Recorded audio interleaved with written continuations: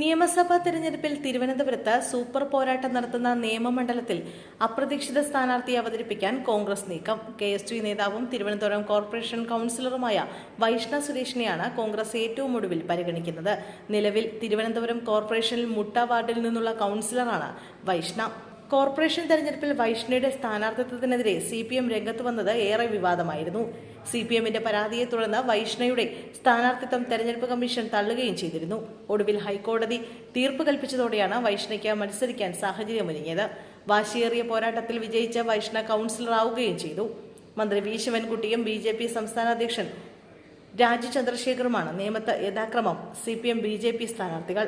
മുമ്പ് BJP account തുറന്ന മണ്ഡലം കൂടിയാണ് നേമം. ഈ മണ്ഡലത്തിലേക്ക് ആദ്യം KS ശബരിനാഥൻ, VS ശിവകുമാർ, നേമം ഷജീർ എന്നിവരെ പരിഗണിച്ചിരുന്നു.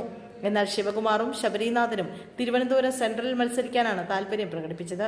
ദേശീയ ശ്രദ്ധ ആകർഷിക്കുന്ന മണ്ഡലമായിട്ടും നേമത്ത് മത്സരിക്കാൻ കോൺഗ്രസിലെ മുതിർന്ന നേതാക്കൾ വിമുഖത കാണിക്കുകയാണെന്ന് നേരത്തെ റിപ്പോർട്ട് ചെയ്തിരുന്നു. മറ്റ് മണ്ഡലങ്ങളിൽ ടിക്കറ്റ് തേടുന്ന നിരവധി മുതിർന്ന കോൺഗ്രസ് നേതാക്കൾ RSSൽ നിന്നുള്ള തിരിച്ചടി ഭയന്ന് നേമത്ത് മത്സരിക്കാൻ മടിക്കുന്നതായിട്ടാണ് പാർട്ടി വൃത്തങ്ങൾ സൂചിപ്പിക്കുന്നത്. കഴിഞ്ഞ തെരഞ്ഞെടുപ്പിൽ മുൻ KPCC പ്രസിഡന്റ് K മുരളീധരനെയാണ് കോൺഗ്രസ് രംഗത്തിറക്കിയത്.